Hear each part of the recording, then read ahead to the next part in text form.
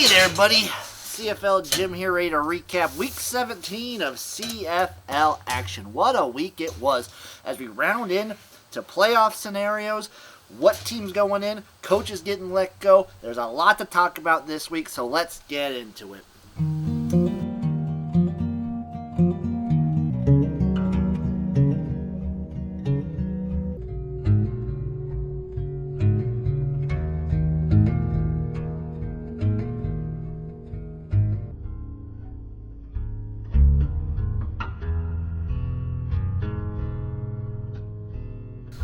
Starting us off with game number one, we have the Saskatchewan Rough Riders versus the Winnipeg Blue Bombers, with the Bombers winning 31-13. A nice little palindrome win for the Bombers. And Zach Collaros and the Blue Bombers love to just clown on the Saskatchewan Rough Riders, who I believe is a team that has just crumbled. I talked about it a few weeks ago, that Saskatchewan was one of my teams to look out for to see if, under all this pressure, if they'll buckle and crumble or if they'll rise up to the occasion and Cody Fajardo will start balling out and they'll win their way to the playoffs. And I think it's pretty obvious after this week that the Rough Riders have crumbled. They're a team that I just don't trust whatsoever. The offensive line continues to be awful, terrible, and you can't really read too much into this game. I don't think the Riders are any good. I think the Bombers are incredible, and that's basically the long short of it. I just can't take too much away. I want the Bombers to do it against a team that they can't consistently clown on. The Blue Bombers could be the worst team in the CFL, and they would still find a way to clown on the Rough Riders. That's the level of hate they have for this team, and it's kind of fun to watch, honestly. Takeaways for each team: Saskatchewan.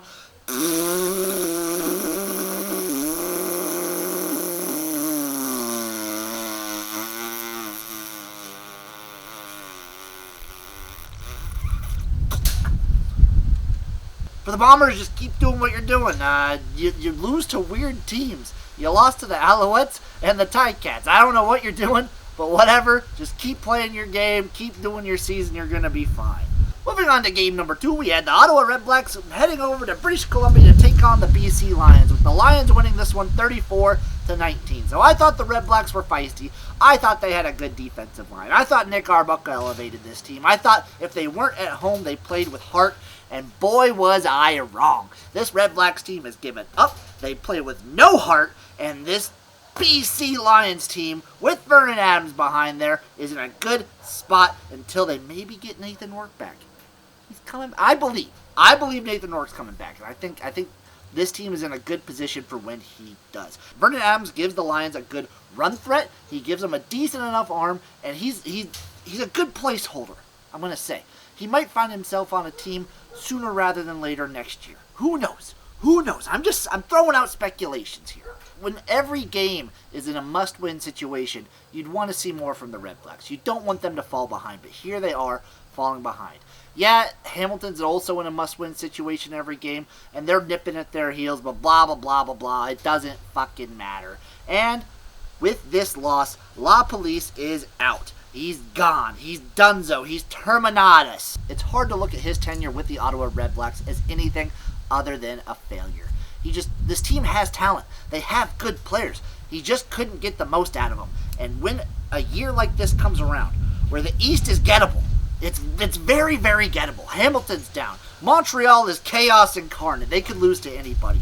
Ottawa didn't capitalize. That was a big thing in this. Yes, Masoli goes down in that terrible Rough Riders game. But man, you want to see more out of this team. And again, no home wins whatsoever. I don't get it. Blah. Bad. Now, it's to be seen whether the firing of La Police will lead to a fire being lit under the asses of the Redblacks team, or if they're just going to completely fold and crumble and just give up on the season. It's yet to be seen. But for the BC Lions, you're in a great spot. You're feeling good. Your offense is kicking again, and you're loving it. You're loving where you're at right now. You got to keep winning if you want the home field advantage for the playoffs. But you're in. You're in the playoffs. You can't get less than, I believe, you can get 1 through 3rd. I'll get into the playoff scenarios later, but it's a lot. It's frying my brain, if I'm being honest with you. Takeaways for each team for the Redblacks: pack it in. You're done. Give up. Just stop. Crumble if you want. I don't give a fuck anymore. Third game of the week, we had the Montreal Alouettes versus the Edmonton Elks, with the Alouettes winning 25-8 14. And honestly, they didn't look like the better team. The Elks looked like the better team for most of this game. But this game came down to moments. This game was about the moments. Edmonton had plenty of opportunities to win this game, but man, they just don't want to win at home.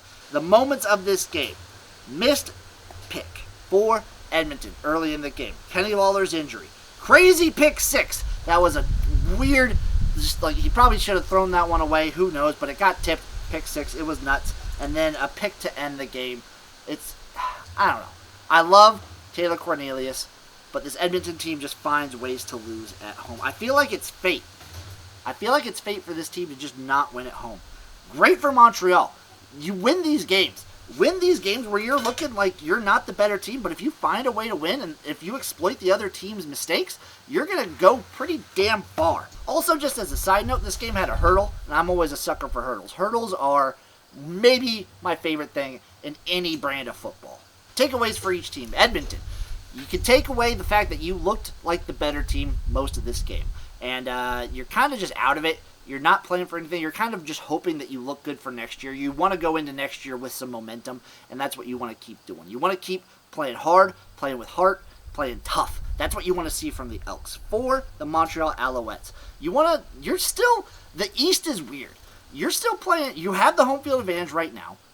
I don't think Toronto has first place locked up, so you could still maybe even get a bye. You're playing for a lot if you're the Alouettes, so you want to just keep this train going. And they are a complete chaos team. They can win against anybody, lose against anybody, but I think they've finally listened to my advice, and they're embracing the chaotic nature of the French, especially the French Canadians, and they're going to ride that to the playoffs. Fourth and final game, we had the Toronto Argonauts facing off against the Calgary Stampeders with the Stamps winning 29-2. This was going to be my game of the week. This was my game of the week going into it, and man, the Stamps just embarrassed the Argos. The only points the Argonauts scored the entire game, Calgary gave to them. That's how bad this Argonauts team looked, combined with how good Calgary's defense is. Calgary's defense is mwah. It gives me a boner. It makes me randy. This team is good, they're fun, and oh my god, their D makes my D rise up a level. That's how fucking good this defense is. I'm very disappointed in the Argos offense, but I'm very happy with the fucking Calgary defense.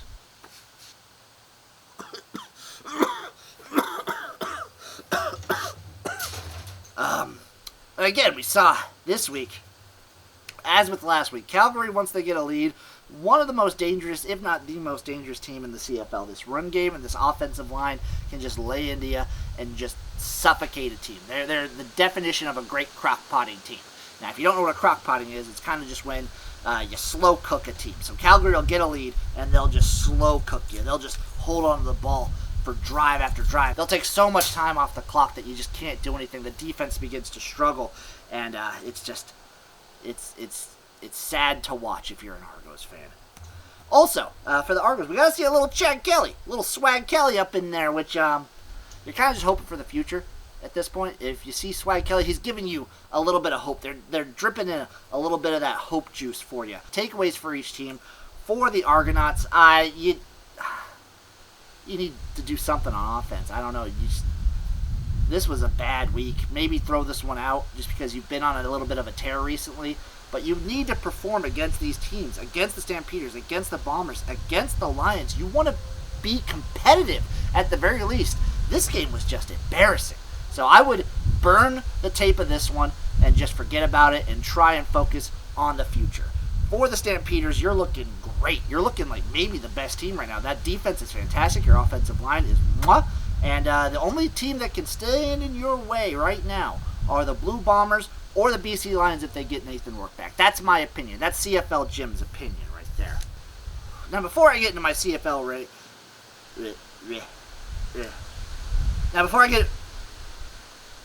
Now before I get into my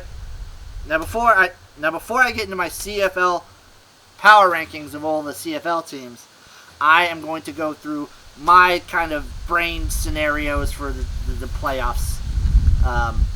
The teams that are locked into the playoffs right now: the Bombers, the Stampeders, the Lions, and the Argos. Those teams are locked in to the playoffs as it stands right now. So the Bombers can either finish first or second in the West. The Stamps can either finish second or third in the West. And the British Columbia Lions can finish first, second, or third in the West. The Argos... So the Argos, I don't know if they have first place locked up or not, but the East is weird and wild and whatnot. The Riders, I guess, could still maybe squeak in as the fourth Western team. We could get 4 Western teams if Hamilton and Ottawa just keep fucking around and being terrible. Montreal, they're probably safe. Hamilton's not dead yet. And Ottawa, the Redblacks are still technically alive. Oh my fucking head. Where was I? Oh yeah. The CFL power rankings of the CFL teams after the CFL Week 17, I believe, of the CFL, presented by CFL Beer Jim CFL 17 weeks CFL Jim CFL power rankings. Number 9, I have the Ottawa Redblacks. This team has just disappointed me entirely. They are nothing but a disgusting disappointment, and I am tired of them. Number 8, give me the Saskatchewan Roughriders. They are also in the disappointment category. They do not look good. Offensive line still really bad, and I don't like where this team is right now. Number 7, give me the Edmonton Elks. It's harder to rank them any higher than that, just because I know they play with heart, but they gotta win some of these games eventually. At number 6, give me the Hamilton Tiger Cats. Another team very disappointed, and just they don't. Number 5, give me the Montreal Alouettes. Chaos incarnate. They look good at points. They look bad at points. The Alouettes. 5. 4, give me the Toronto Argonauts. Big drop for them. They dropped from second to fourth. That was an embarrassing display that they gave this week. So drops them pretty dang far. Number 3, give me the BC Lions. This team's in a pretty good spot. And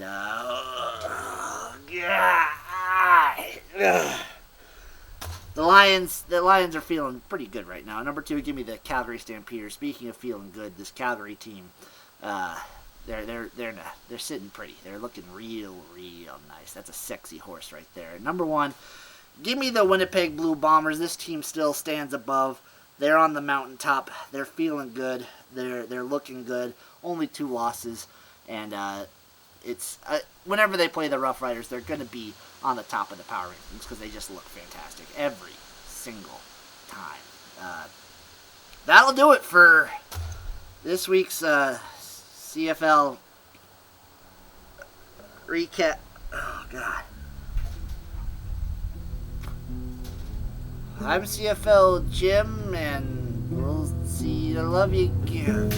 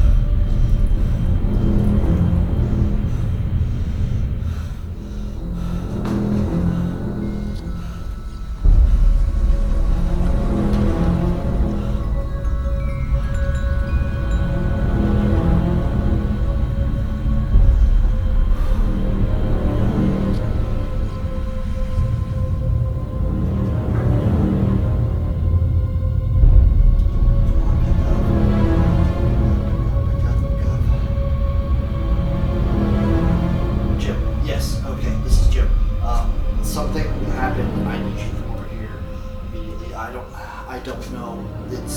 There's a body and I don't know who else to call and something's going on and I don't understand and I just need someone over. Please. Okay, thank you. Okay, I'll see you in an hour. Okay, bye.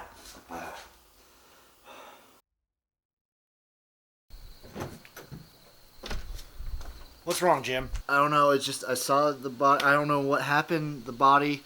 I just came to. I saw it. Yeah, I saw. I don't know what we're gonna do about it, but we'll get to the bottom of it.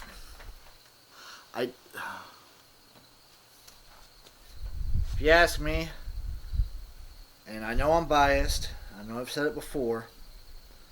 I think it's the Tit Goblin, man. Now, hear me out. I've seen him hanging around here. He's been very sketchy. I believe he had to do with the disappearance of MLFB Jim. I think he's affecting some shit here. And I don't know if he's been drugging you or what, but you need to calm down. Here, man. I know how much you love your darts. There you go. Thanks, man. I need this. I'm gonna find this son of a bitch. Might need your help, Jim, though. You and me, CFL Jim? We'll catch this fucker. The motherfucker that did this shit. This disgusting, depraved, animalistic shit. You and me? We're gonna find him. Lay low to the other Jims. I don't want anyone freaking out over this, okay? I've got it. You come by my office next week, and I'll see what I have drummed up. Okay, we'll figure this out together. Okay, I gotta do my outro. I'll see you around, Jim. I'll see you at your office. See you around, CFL Jim.